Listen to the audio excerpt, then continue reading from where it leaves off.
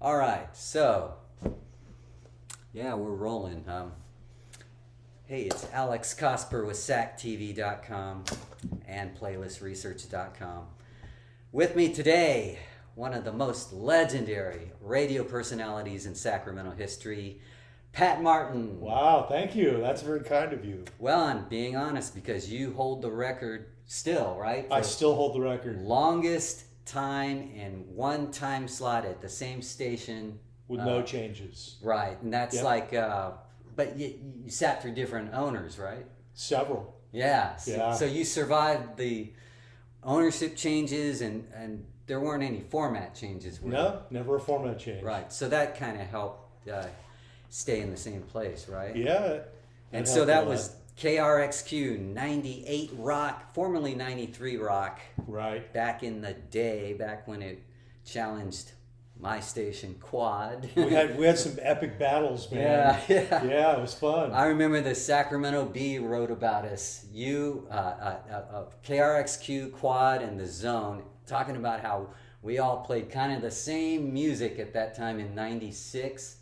Yeah, but you and I both know there were a lot of differences. Yeah, there were a lot. The Zone was softer, and they were more female, and then we were like more alternative, and then KRXQ was more the active rock. We played harder rock. Yeah, Yeah. and the more what I would call hair bands. Right. We would play hair bands Yeah. and Metallica, and you Right. wouldn't touch that, right? We didn't play. I played Metallica once in '96 when "Hero of the Day" came out. I well. thought it was a good song, so I thought I'd throw it on the air and ask the listeners what they thought. And what they think. We had live callers calling in, and a lot of them liked it, but most of them said, "No, you shouldn't be playing that." Right. They just said it's not really what we expect to hear on your station. It's about expectations. I Yeah. agree. And that's the problem I have with some of these classic rock stations around the country that say they're classic rock, and yet they play Nirvana, Pearl Jam, Metallica, Soundgarden, Alice in Chains. Collective Soul, even. Yeah. And those are great bands. They're older. I wouldn't call them classic. I rock. wouldn't either. That's the problem I have with this. The reason is because classic rock, the actual format, all that stuff earned that title. Yes, it's You a know? body of work that Yeah. established itself. Right. And I agree I think completely. a Tom Petty is maybe crossing both of those worlds Just a little. but there were a few that kind of crossed. Yeah. U2 is an example. Great maybe, example. Or REM and the Police. REM barely, but yeah. But the Police probably, right? They're classic rock. Yeah. And they're alt. Yeah. And they're pop. And they're just mass appeal. Right, You and know? that's the thing. Remember when rock started breaking away from top 40? It used to be top 40 was mostly rock and roll stuff.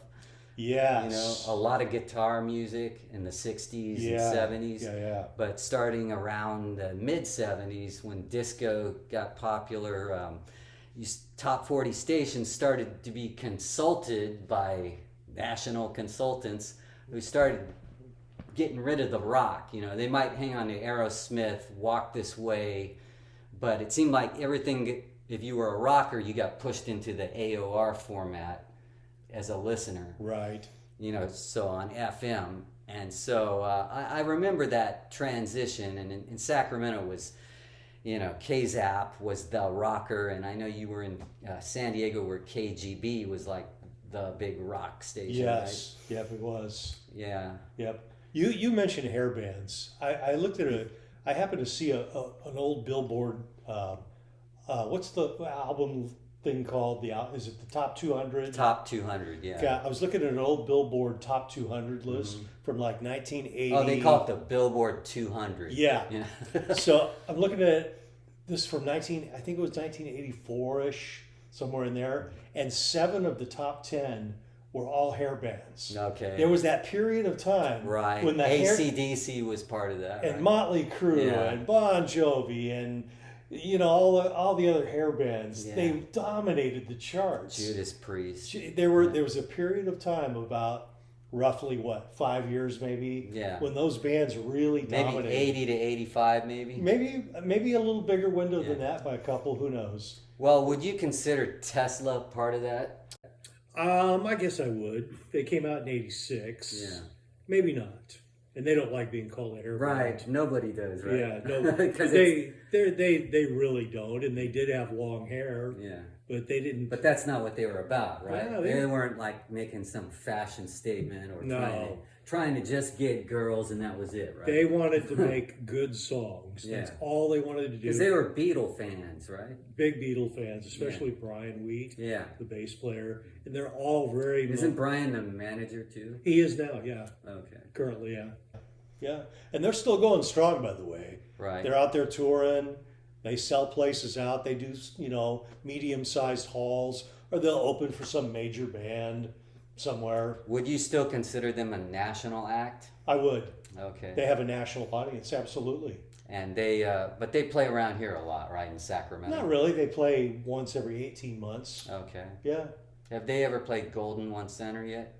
No, I don't think so. Nope. I'm curious what the biggest venue in Sacramento they've played. Well, Arco Arena, which they sold out a Okay. number of times. I was at one of those New Year's Eve Arco shows. Oh, yeah, yeah. And I was at the Cal Expo show when they did the video to Love Song. I was there too. Okay, they did that song 3 times that I day. recall it more like 6 or 7. They did it over and over. Yeah. A lot of editing, man. Yeah. Yeah, if you look carefully, there's 93 Rock banners all right. over the place. Is that the one that said "Crank It Up"? Yep. Yep. They eventually got rid of that, right? Yeah, wisely. Wisely. Well, times change. Back then it was a lot more wild. I think it seemed like rock and roll was a more wilder time back then. Yeah, it was Like the definitely. '80s. Yeah, absolutely. I remember one night the Scorpions came to San Diego, about '84, something like that, and they invited me to come down to the show and hang out with them backstage.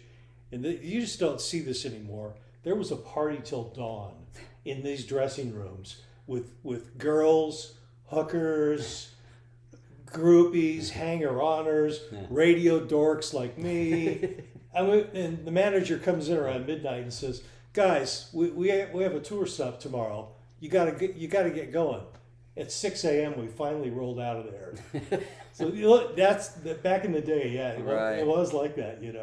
Not anymore. It's all Now business. you're part of so much historical thing. Like you were at KMET in Los Angeles, Yeah. and that to me is like the ultimate freeform station. I never really got to hear it except from air checks later on, but can you verify that was a very cool radio station? Well, it was not when I worked there, but before I worked there. Right, you were there at the tail end. I was at the worst period in the history of the station, the end of the KMET era. But for many years, it was considered the biggest rock station in the world. It just had a certain vibe going. It had the right mix of personalities. They did pick their own music for the most part. And Tom Donahue programmed it through them till he died in '74, I think, or '75. That's before my time there, but Okay. yes, I believe he did. Yeah. They had a lot of great program directors. Sam Bellamy was a woman who programmed the station in its prime, in its heyday. Now, did you work with Jim Ladd? Briefly, Okay. he followed me. I did 6 to 10 p.m. and he did 10 p.m. to 2 a.m. He quit because the station was going downhill, and he crossed the street over to KLOS. Okay. But Was that right before it changed? Yeah, it changed in January of '87. Yeah. So I the worked. wave. Yeah, it changed. A mellow elevator type new age. Like smooth jazz Yeah. or whatever they called it. Yeah. But let me tell you, Alex, that gig was cool because I always wanted to work there. That's the station I grew up listening to as a kid, Mm-hmm. and that's the reason I got into radio, was hearing Jim Ladd on the radio, and Okay. he was so inspired. And my story is not an uncommon story. There's hundreds of DJs who have the same story, but I always wanted to work there, and when I finally did, go on, boy, it was pretty cool. I did 6 to 10 p.m., and the station was at the Sunset Strip and the Hollywood Freeway, right there on the corner in this big building, and it was called Metro Media Square. And it was a TV complex and radio. Right. So we lowly radio people, we were on the top floor of the building. So the TV stations were right there on the ground floor. So when the celebrities would roll in to do their TV shows, they would just pull right in. We had to go all the way up to the fifth floor. And by the time you got up to the fifth floor, it was open to the air. And I had my own parking spot. So they painted my name on the curb. I had my own. Wow. And reserve. you were facing the Hollywood sign. I was. So I would pull up there, and my car was looking right at the Hollywood sign. And it was really quite surreal I bet. to pull up there and having just pulled in right behind Tom Hanks or Sylvester Stallone or Bill Cosby, because we had to sign a clipboard when we came into the glassed guard booth there in Hollywood. And all the time I'd see Arnold Schwarzenegger, whatever, Anne Margaret, like celebrity in a Mercedes right in front of me. Okay. Yeah, but it was a really interesting gig, and you just see famous people everywhere. And at that point, when you were working at KMET, did you get to say and play whatever you wanted? Yes, say for sure. Some set songs. We had sort of a loose system of music that we had to pick from. You had to play some currents and then mix in your own. Yes, yes, but we had a lot of latitude, a lot of choice. See, that's my idea of what radio should be, even to this day. It should be about jocks who know the music. It shouldn't be jocks who don't care about the music. Right. But that's what it's become, it seems like. It's so true, and we all did. And it's the reason I got into radio. Yeah. Because I cared about music, and to this day I try to educate myself, learn music. Because music had a deep, deep connection with culture. It really did, yeah. It should still. I don't know if it does. It doesn't feel like it anymore. It feels like more like all this electronic stuff took over, and it was no longer about human talent. Right. And it was more about just, I guess, research that says we should be playing this and this and this, but not all this other stuff. Yeah, I don't listen to radio anymore, but I think I got out at a good time. Yeah. So. Well, we saw what it did. I mean, the heyday to me, I'm curious what your opinion is, was 80s and 90s for radio. Well, I would agree to that, but for me it was more like 70s and 80s, because I'm in my 60s, and I'm a child. I just turned 62 myself. Yeah, I'm I'm a little older than you, so I think I got in a little earlier. But what year did you start? In radio? Yeah. Well, college radio, 1975. Okay. I went to San Diego State, did college radio. The guy from KGB called me up, offered me a part-time job doing weekends. And I did weekends for about a year, and then he hired me full-time. And I haven't looked back since. So you've always had a radio gig since then? Since I was in college. And then coming to Sacramento. Yeah. That was right after KMET, right? Just after that it changed? About a year after. So I was working at KMET. First I was working at KGB. Then I got the job at KMET. Left for about a year. KMET got washed out by the wave. And KGB actually took me back. So I was working there again. I was doing nights. And from there you pivoted to Sacramento. I pivoted to Sacramento. I had 3 job offers. I was looking for a new job. I had an offer at KSJO in San Jose. Great. This guy named Ken Anthony, who's currently doing afternoons on the Eagle, by the way. He was the PD at KSJO. And I sent him my tape and resume and talked to him on the phone. He called me back and he said, dude, I want to hire you. I want you to be my night guy. Can you hang on for like 2 months? Just hang on for like a couple of months. I got to make some moves, and I'll hire you. And I go, great, I'll take it. And then he got fired. About a month later, he got fired. So there went that gig. That's radio. That's radio. Except you never got fired, right? I got fired at KGB. Oh, okay. Yeah, the second time okay. that I was there. Yeah. But you weren't out long, right? Oh, I wasn't that long. I was like 3 or 4 months. Yeah. Then I had a job offer to work at a station up in Seattle and also in Sacramento. And I got the offers the same day, the same exact day. The guy in Seattle called me. He goes, "Hey man, I want to hire you. Will you take the job?" Sacramento called me and said, "Will you take the job?" So I chose Sacramento over Seattle. And I'm glad I did, because that station went under. Oh, right. About Right. 18 months later, that station went under. Whereas KRXQ just kept on getting stronger and stronger. No, it did. You won't believe it. I don't know if you remember the old facility where I got hired. It was in '88, Okay. and they were in this really crummy little corner of an office building, and the GM called me into his office, and he said, "Listen, we're going to build a brand new, beautiful building. We're going to up the wattage of our transmitter. There's some big things happening. You're the missing piece of the puzzle. I really need you to work here. Big things are happening."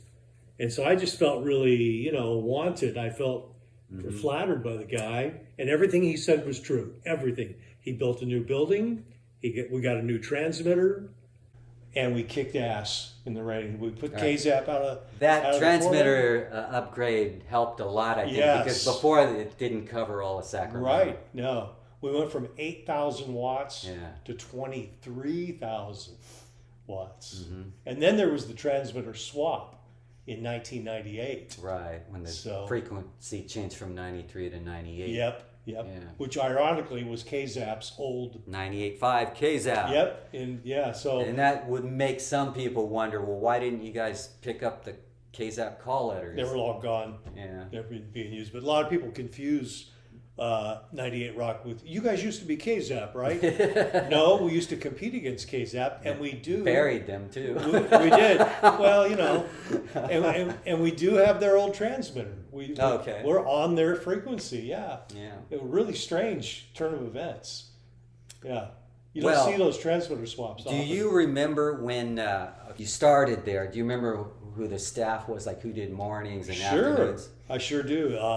Kevin Boom Boom Anderson did Yep. mornings. He was one of the top guys ever in Sacramento. And Justin Case was the overnight guy, and he Mm-hmm. would hang out with Boomer in the morning. Now he's one of the longest running guys Yes, in radio. yes, and he's doing mornings on the Eagle now. He's doing great. He loves it. He would hang out with Boomer. Then Pamela Roberts did the midday shift. Mm-hmm. And she was music director. Music director. Charlie Thomas did afternoons. Yeah, I remember. Brad Adams. Yeah, who came to Quad. Right. Later. We stole him from you. Yeah, guys. he was a real alt guy at Yeah, heart. yeah. He looked like Robert Smith of The Cure. He did, and he tried real hard to look like Robert Smith, and he had to look down, man. I And love Brad. And he has his cover band, just like you have a cover band, and Yeah. I've done cover bands. And, So Brad Adams did 6 to 10, yeah. and who did 10 to 2? I can't remember who did 10 to. Oh, I can't remember. I can't remember who did 10 to 2. I Yeah. remember the era, and everyone you're talking about. That's so cemented in my mind. Is that was a very cool era. Yeah. What you just described. And by the way, Boomer was world class. He'd Yeah. been in big markets. Uh-huh. He was obviously. This is what really impressed me about this station, was the air staff. And I said, "Who's this gal, Pamela Roberts? Where else has she worked? Nowhere else. She was so good." Yeah. And oh man, Really knowledgeable about music. very much so.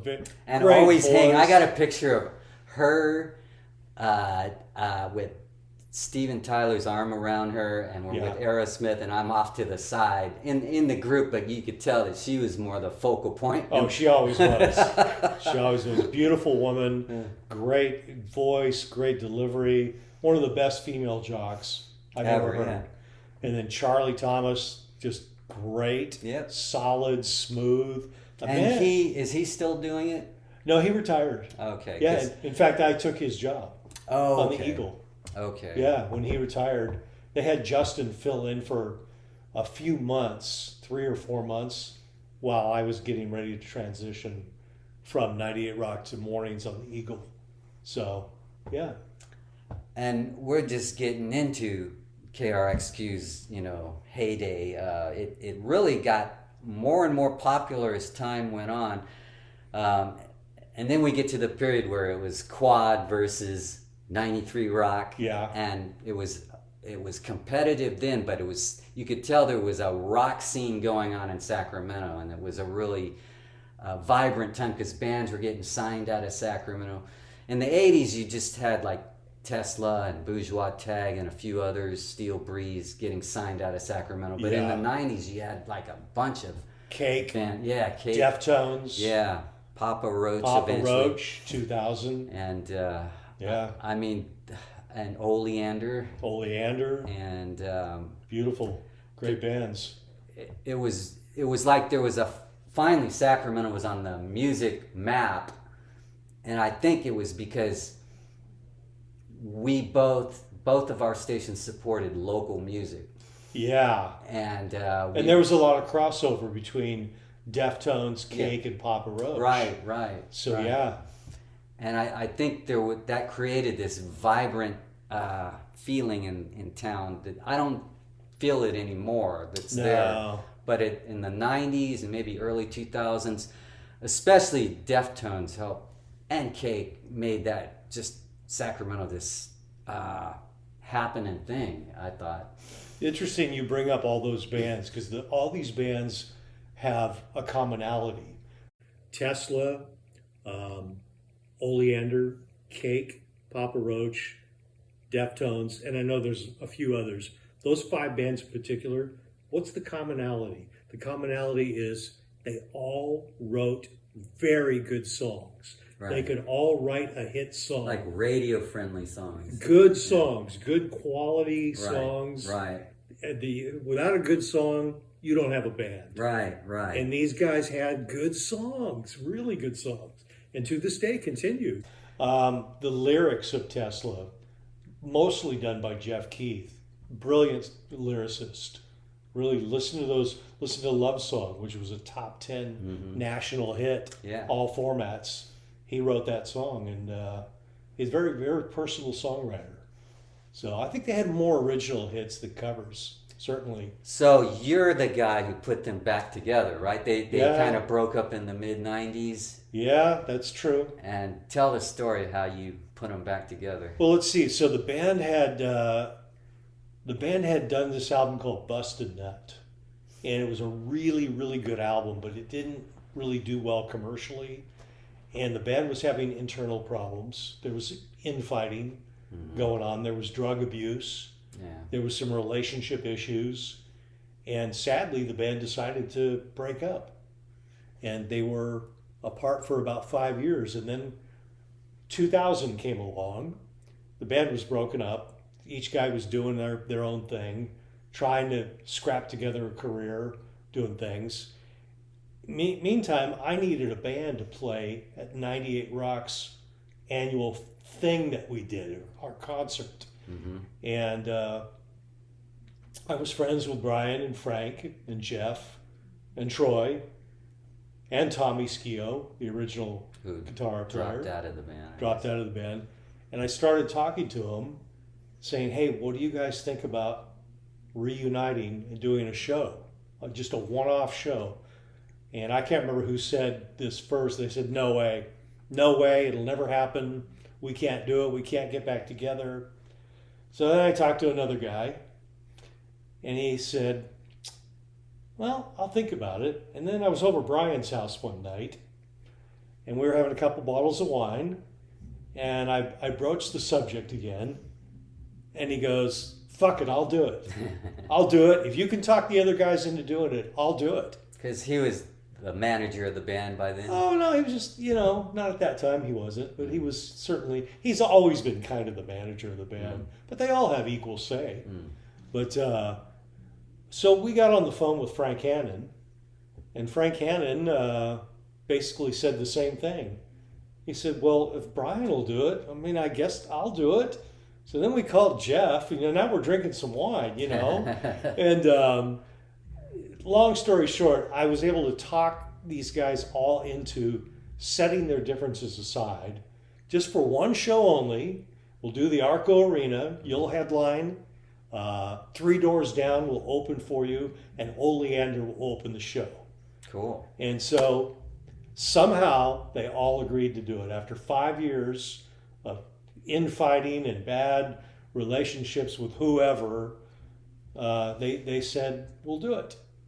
So we did the show. It sold out. And when they hit the stage, there was not a dry eye in the house. It was quite an emotional night. And right then and there, the guys looked at everybody. They looked at me. They looked at each other, and they said, "Let's keep going. Let's do more shows because this Wow. was great." That's great. So they kept going, and they're still going today. Right. In 2024, 24 years later, they're still a very successful band. Do they put out their own music now on their own label? Yes. Okay. Yep. And so, wow, that's a great story because they're the best-selling band in Sacramento history. Yeah, close to 20 million albums Yeah. at this point, and they're still great live. They just bring it. They put on such a good show. I know Jeff Keith kind of had some vocal issues for a while. Yeah, not anymore. Really? His voice is in excellent shape. Yeah. Did he have to retrain his voice? It seemed like he strained his vocal cords. I think he did. I've never talked to him about this, so I don't really know. Oh, okay. But I know there was a point when his voice was a little strained, but God, listen to him now. He belts it out. He's a true pro. You know, these guys are all very highly professional. I remember that when Johnson was mayor of Sacramento, he gave them some special award. He gave him a key to the city. Yeah, that's right. He gave me one too. Oh, okay. Cool. Yeah. Yeah. Not at the same time. Yeah. That was on my 25th anniversary. He Okay. gave me a key to the city. So let's get back to how long did you do the show, the midday show on 33 years. 33 years. And Yep. nobody's come close to that? Well, Pat and Tom are close, I think, Okay. on KNCI, the morning show. Okay, the morning show. So Tom, by the way, lives about 5 houses from where we're sitting. He lives right around the corner from me, and I'm good buddies with him. And I told him, I think you're closing in on my record. And he goes, let me look into that. He goes, yeah, this November. So if they make it to November, which they will, I think they might break it. Wow. Yeah. Then you'll have to rely on your art. Yes, Right? yes. You've become an artist since you left radio. Right. So you retired in Right. 2023, right? Right. Right around the same time Bob Keller did, right? Yeah, just a couple weeks before. So Bob Keller from KZAP, I remember listening to him it might have even been late 70s, but I remember definitely 80s. And yeah, there was Tom Nakashima on K108, and then he wound up on the Eagle. Right. Is he still there? He's still on the Eagle. Okay. Yep. So, but your distinction is you did the same shift for 33 straight years. And Tom bounced around from the Arrow to the Eagle, but he was on the Eagle a long time, full time, and then they moved him to nights. And Bob was there. Bob has been in the market way longer than me. Okay. But he did different shifts. He was on the Point for a while. He did the morning show. You might remember. Anyway, he's bounced around, but he's happily retired. Yeah. And an absolute legend. He's on my Mount Rushmore of FM rock radio personalities. Okay. So there's 4 of them. I've got 4 guys that I consider on my Mount Rushmore. Number 1 is Jim Ladd. Number 2 is Bob Coburn. Number 3 is Jim McGinnis down in San Diego, still alive and doing well. And number 4 was Bob Keller. And Bob was just a great radio personality. Genuine, unique, very entertaining. Yeah, I loved him on the air. Another long-term player in the market has been Kitty O'Neill. I interviewed her recently, and Yep. she does the afternoon show at KFBK. Yeah. And she's done that since around 93, I think. So that would be 31 years. And I think she started that KFBK. Correct me if I'm wrong, Kitty. Yeah, I think in 85. I was 84. 84, okay. Because she was Rush Limbaugh's intern. Okay. In the very beginning. So she's been there Yeah. a lot longer than I was at my station, but Yeah. she moved her shift around a little bit. Yeah. But she's done afternoons now. How long you say? Since 93. So 31 years. Yeah. Not too shabby. And she's a sweetheart. Right. I love her. So that's a short list of people who have done it for 3 decades. doing the same shift on radio. Yeah, yeah. I don't know if there's any others, to be honest with you. Yeah. Yeah. I remember it used to be you were lucky to keep your job for 6 months in radio. That was kind of what people would say back in the 80s. And I was on quad from 84 to 89, and I came back 91 to 96, so like 10 years. You had 2 great 5-year runs. Yeah, exactly. And in radio, a 5-year run is epic. Yeah. It's epic. You're doing good. Well, I got to do what I wanted because I got to program, and that was what I Right. really wanted to do. Right. I liked being on the air, and especially interviewing bands. That's always been my favorite thing. Yeah. And I know you like interviewing people too. Like, Yeah. Can you name off some people you've interviewed? Sure. I could name some off. Tom Petty, Robert I Plant. bet Tom Petty was a real good interview. Oh, he was outstanding. Yeah. I mean, I'm a big Tom Petty fan. Yeah. I was out of my mind interviewing Tom Petty. You know, Yeah. I was like a kid in the candy Because he store. never runs out of things to say. He'll tell you what he feels. A lot smarter than you might think or might not, but a very intelligent guy.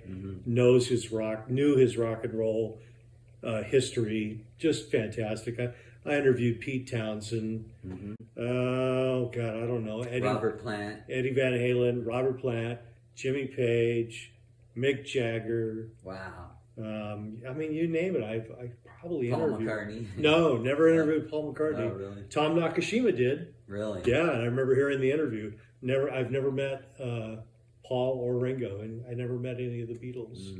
Which sure would have liked to. But you met Mick Jagger, and that's... I met the Stones. I met Led Zeppelin. Yeah. You know, I met the King. I've interviewed the Kinks, Ray Davies and Dave Davies, Angus Young, and Brian Johnson. I've met them. I met the guys at U2. Interviewed Larry Mullen Jr. once. I don't know. I've had so many interviews. Were these typically at the station? A little bit of both. Okay. Sometimes at the station, sometimes down at the venue. I did a great interview. Not great because it was me, but it was because of Geddy Lee. Geddy Lee he doesn't really do interviews. Right. And the record company told Geddy, hey, there's this guy in Sacramento who will do you justice. He won't jerk you around. He's a genuine guy. He loves music. He loves your band. Would you do an interview with him? And Geddy said yes. So I interviewed him down at Cal Expo backstage. Cool. And Geddy told the record guy afterwards, he says, that was one of the best interviews I've ever done. All right. So I was very honored by that. Because you kept it like musical Yes, integrity. and I kept it real, and we talked about baseball. Yeah. Because he loves baseball. He loves the Toronto Blue Jays. And we just talked about just normal stuff. Yeah. Yeah. So I'm very proud of. Oh, and I interviewed Chester Bennington from Lincoln Park a number of times. Okay. And in fact, there was a syndicated show that was in production. It was going to be an interview show for their new album, 1,000 Suns. And it was going to run on about 12 or 15 stations around the country. And Chester requested that I be the interviewer. And so I was. Wow. So I got flown down to Burbank, and I interviewed Chester for this radio special. And the studio where we recorded was Casey Kasem's studio. American Top 40. Yep. So I sat in Casey Kasem's chair and talked into his mic, Wow. interviewing Chester Bennington. Cool. Yeah. And that was one of the highlights of my Casey interview. Kasem was the guy who made me want to get into radio. Is that right? Yeah, when I'd hear American Top 40, and I thought he was the guy who decided the top 40. And I wanted to be him. Yeah. I wanted to pick the number one song. American Top 40. Hi, this is Casey Kasem on Just American Top 40. Ponderous. Yeah. Fucking ponderous. look the clip up. Yeah, I know. what Just you mean. Google Casey Kasem Yeah. ponderous, Yeah. and you'll hear some audio Yeah. gold. He was squeaky clean on the radio, Right. but off radio. Not so much. God, I got to meet him briefly. He was at a convention, and there was nobody in the hallway. He was walking this way, and I was walking this way. I'm like, oh my God, it's Casey Kasem. So I nodded and said hi to him, and he goes, hey, and he came over to me. He said, what's your name? You know, he introduced himself to me. We had a little, 60-second chat. Yeah. I got to meet him briefly. Yeah. Yeah, you met a lot of people in the radio biz. Let me ask you what you got out of radio the most. What kept you going for all those years? Well, God, that's a good question. I really didn't know how to do anything else. For one, I But didn't. now he does art. We'll get to that. Yeah, I do. I don't know. Yeah, but I don't know. I kept remaining employed, and I always wanted to work at KMET, and I got a job there somehow. That was the holy grail of radio stations. If you're in the rock and roll world, Yeah, even if you didn't live in LA, right? oh, people all over the world Yeah. literally tried to get a job there. Right. Just things like that kept me going. I love being around rock and roll and music, and I love the hours, and I love the nature of the job where I really didn't feel like I was working.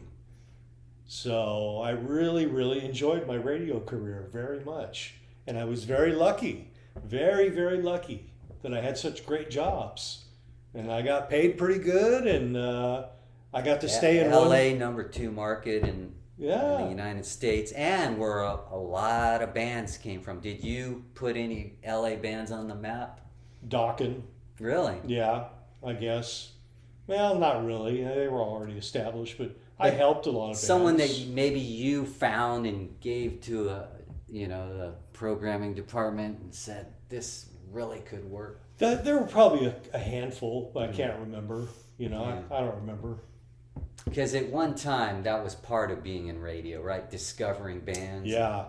new music. I will tell you this, though. When I was at KGB, I was in San Diego in '86 when that first Tesla album came in.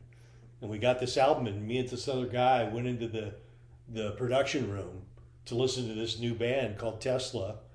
And we listened to this album. We were blown away. We immediately went to the program director and said, "You got to check this out. You got to play this." So I kind of helped Tesla long before I even knew him. I was a fan of theirs. And in fact, me and this buddy of mine, they were playing a show at the Long Beach Arena right after the sound came out. They were the third act. I think it was Kiss, Alice Cooper, and Tesla. And we went up there just to see Tesla, just to see this new band. And we ended up going backstage and saying hello to the band. They don't remember this. We said hello, nice to meet you, love the new album, we're playing it. Then we went backstage and hung out with Alice Cooper. And it was just like in the movie Wayne's World. You remember the scene in Wayne's World when Wayne and Garth go backstage and they do the whole "we're not worthy"? Right. His dressing room looked just like that in the movie. Couches, nice stuff, the band lounging about. So we had a little Wayne's World moment with Alice Cooper. Long before Wayne's World came out. It was pretty hilarious. And we got to hang out with Kiss. All right, Pat. So give us a tour of your art. We'll do a real quick tour. I do geometric abstracts. Generally, I paint on wood panels. I generally paint in black and white. Occasionally, I use some color, but this is a good example of one of my pieces. This one's called Organized Chaos. It's on a wood panel. It's 2 or 3 shades of black, believe it or not, which gives it a subliminal texture. But this is a good example of the kind of work I do, geometric abstracts. Let's look up a little up close look here. So you go through a process. You start off with doing it in pencil, right? Yeah, I pencil a general shape or two in and then go from there. I think on this piece I started with this guy right here, this maze sort of thing. And it grew from there. Some of the paint I use it's called, it's the blackest paint in the world. It's from this guy named Stuart Semple. And it's the blackest paint. It's the blackest of all. It's blacker than black. And I use several shades and gives it a weird texture. So when you're making these shapes, Yeah. Are you thinking of anything specifically, or does it just come to you? It just comes to me. I let my mind wander. I try to use my inner creativity, and I try to create stuff that might be interesting to look at, that might conjure up a story within your own mind. My paintings mean whatever you want them to mean, whatever they conjure up in your imagination, that's what it's for. All right, Pat. Great talking with you here You at too, your brother. place, and Well, man, we've covered a lot a lot of stuff, a lot of memories. Some stuff is inside, some of it is mainstream that anyone could know about. I think we bored a few people to death. Hey, but if you're a member of Tesla, or if you listen to 93 or 98 rock, then I'm sure you got your pleasure out of this. Yeah. Well, thank you for having me, and hope you guys enjoyed the interview and my art. My website, patmartinart.com, and thank you, Alex, for coming over. Great to see you. Yeah, We go back a long ways now, Yeah. so this has been a lot of fun. it's definitely been fun, and thank you very much, Pat. You're welcome.